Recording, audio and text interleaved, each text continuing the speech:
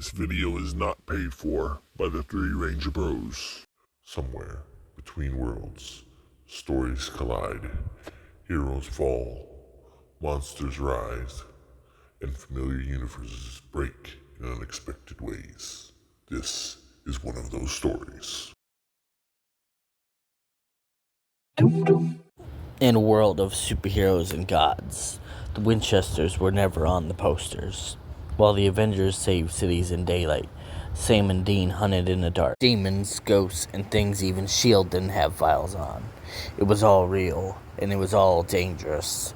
The problem wasn't that monsters existed. It was that something worse was coming. Rain rattles the window, the kind of steady, ugly rain that makes cities smell like metal. Dean sits at the table cleaning a pistol that's seen too many nights. Sam across from him, laptop open, scanning through police blotters. 3 burn victims in Brooklyn. Same mark. Looks like someone branded them with a bike chain. A biker demon? Please tell me we're not dealing with possessed Hell's Angel again. Not sure. Witness says he saw a man on fire riding away. Dean snorts, pops another round into the magazine. Great. A blockhead with a lucky streak.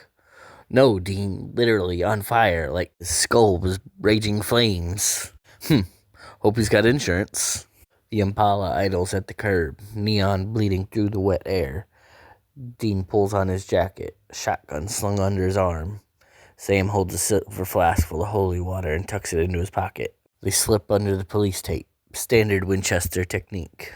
The alley reeks of burnt oil and blood. On the wall, a scorch mark in the shape of a bike chain. Looks ritualistic. See how the burn arcs? Centrifugal pattern, like it came from a single point. So, demon with a whip fetish. Classy. Dean crouches near the body bag. Inside, a charred corpse, still smoldering. He touches the ground. Too hot. Fresh. Whatever did this wasn't human. You boys shouldn't be here. They spin. A figure leans in the alley mouth, leather jacket, soot on his face, eyes tired but burning with guilt. Robbie Reyes, and you boys are... Don't worry about that. Let me guess. You're the guy with the hot rod temper. You don't want to mess with me. Dean steps closer, click, the sound of a shotgun cocking. Buddy, I messed with things way worse than you before breakfast. Dean, wait! Sam steps between them, reading the tension. Something about Robbie feels off. Not evil, just heavy. Your aura is strange. Sulfur mixed with something holy. Who are you? Nobody. Just someone who made a bad deal. He glances past him at the body bag. That thing killed a family. I gave him what he deserved. So you burn people alive for justice? That's a new flavor of vigilante. Not my choice. It's the spirit. It burns the guilty. I just hang on. Dean eyes him doubtfully. Sam lowers his flask. You're saying you're possessed, but you can control it? Mostly. Some nights, not so much. The air thickens, a faint rumble from the shadows. Something growls. Ah, hell. That your friend? No. That's what I was hunting. A shake drops from the rooftop. A humanoid mass of what looks like tar and fire. Eyes glowing ember red. A demon fused with something else. Scurries over to the body bag. Dean, I think it's trying to bind itself to the corpse. Yeah, no duh, genius. They fire. Salt rounds hiss into the thing. It shrieks, splattering against brick. Robbie steps forward, eyes igniting. Flame bursts from his skull. The Ghost Rider unleashed, chains slithering from his wrist like a living serpent. Dean ducks as the alley turns into a furnace. The rider lashes the demon, wrapping it tight. One burning yank and the creature disintegrates, screaming. Silence, smoke, and steam. Robbie exhales, flame dying back to flesh.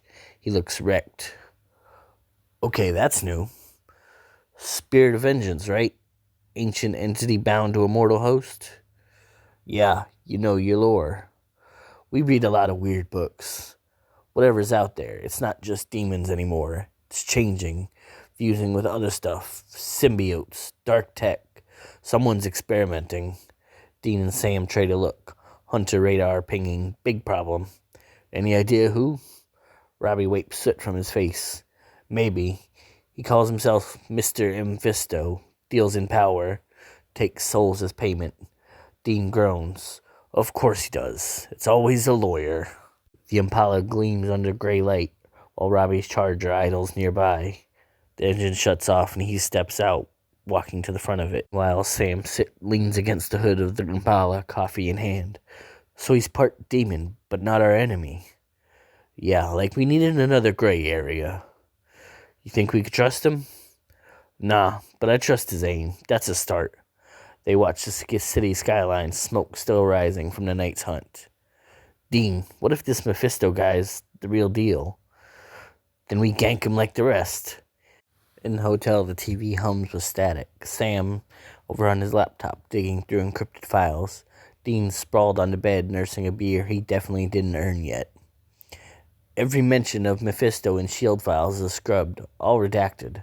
But there's chatter on black market boards, people talking about a soul broker offering enhanced power in exchange for parts of themselves. So, devil lawyer, demon pyramid scheme. Figures. It's more complicated than that. Some of the people he made deals with, they're heroes, or they used to be. Dean looks up at that. Hold up, you're saying he's cutting deals with guys in capes? Or people who want to be? Look at this, experimental tech theft from a Roxxon lab. Witnesses saw a man with red eyes carrying a briefcase marked M. It's all the same pattern. Temptation, power, corruption. Dean takes a long swig and sighs. I hate this world sometimes. Used to be demons were just, demons. Now they've got business cards. Winchesters parked the Impala behind a chain link fence. Floodlight cutting through the rain. A guard patrols lazily with his flashlight. Infrared sensors, security drones. Not your usual haunted house. Yeah, but demons still can't resist corporate greed. Guess some things are universal. They sneak around the sides, slip in through a loading bay.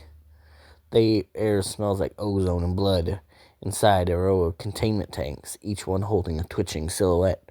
One bursts, a man falls out, skin charred, eyes glowing faint red. Back up, Sam! The man lurches forward, screaming in two voices at once. One human, one guttural. You can't stop the contract. The ink's already dry. Dean fires rock salt. The blast barely staggers it. Holy rounds, Dean! Dean switches ammo. Iron slugs blessed by a Louisiana priest and fires again. The host disintegrates in the black smoke and a cloud of red dust. That wasn't normal demon residue. No, it's energy, like whatever Mephisto's doing, he's fusing demonic essence with something scientific, maybe bioenhancements. They move deeper. On a lab desk, photos of burning victims, same chain mark patterns. In the corner, a half-open file reads, Project Inferno, subject, Reyes, R, status, incomplete. Well, son of a bitch. They experimented on Robbie. Maybe the spirit of vengeance wasn't an accident. The elevator dings and Robbie steps out, covered in oil and soot. You shouldn't be here. Yeah, we get that a lot. You gonna tell us what Project Inferno is, or are we gonna play 20 questions with your demon buddy? Robbie hesitates, guilt flickering behind his eyes. They used me. I thought I was just some dumb kid trying to make things right. Turns out Roxxon and this Mr. Mephisto were testing how far a soul could burn before it breaks. The spirit was supposed to be their weapon. And you're the prototype. He nods grimly. Suddenly the floor hums, red light pulsing from beneath the metal grating, the walls shimmering like a heat haze, and a voice seeping through the air slick and smooth. Now, talking about me behind my back? That's rude. The lights die. A figure appears in the reflection of the glass. Tailored suit, crimson tie, smile too white to be real. You've got nerve showing up slit? Oh, I'm not there, Mr. Winchester. I'm just checking in. I like your work. Shame about your soul. Still a little scuffed from your last trip down under? Dean freezes, his jaw tightens. Sam instinctively steps in front of him. What do you want? Balance, of course. I offer the same to everyone. Heroes, villains, brothers, kids. Tell me, how much would you give to stop losing the people you love? Dean snaps, fires into the mirror, shards exploding out, but Mephisto's reflection lingers, still smirking. I've met devils before. You talk too much. The voice fades with a chuckle. Oh, I'm not a devil, Dean. I'm the devil, and I'm very good. The trio stands outside looking at the burning building, flames licking up through shattered glass, rain hissing against the fire. Well, that sure will put a damper on things for 'em. Robbie looks solemnly. He's coming after anyone who made a deal. Doesn't matter if it was for power, revenge, or a miracle, he collects the debt. Then we start finding his clients, track the pattern, cut off his influence before it spreads. You think we made an enemy tonight, Dean? Buddy, we make one every week. Robbie glances at them, then at the burning lab. You ever need help, call me. The spirit owes you one. Don't get all sentimental on us. But we will call you if we need a human matchstick. Robbie chuckles at his comment before getting in his car. The engine howls to life like thunder. Dean looks at the car closely. Nice ride. Robbie looks back at him and says, You too. The brothers then walk back to the Impala. You think Mephisto's gonna make a move soon? Yeah, and when he does, he won't see us coming. They get in, slam the doors, and roar off into the night. The lights disappearing into the dark rain. And that's the story for today. I hope you enjoyed it as much as I did. If you like what you heard today, stay tuned for some awesome things to check out on the Zeo to Hero Network. And thank you for listening to The Author's Crown. Subscribe to the channel! Do it now! Hey everyone, I'm A Crown, and I'm thrilled to share that I'll be stepping into the cape and cowl as Batman in Nerdsto Comics' brand new audio drama adaptation of The Killing Joke. If you followed the channel before, you might know me from some of its other projects. I've had the chance to voice Commander William Riker and Dr. Leonard Bones McCoy in Doctor Who Star Trek Assimilation, Billy Cranston and Goldar in Power Rangers adaptations, and even Taskmaster and Thor in Deadpool Kills the Marvel Universe. But this is special. The Killing Joke is one of the most iconic Batman stories ever told, and bringing it to life through audio has been an incredible experience. So make sure to follow Nerdsto Comics and get ready to step into Gotham with us when the laughter begins.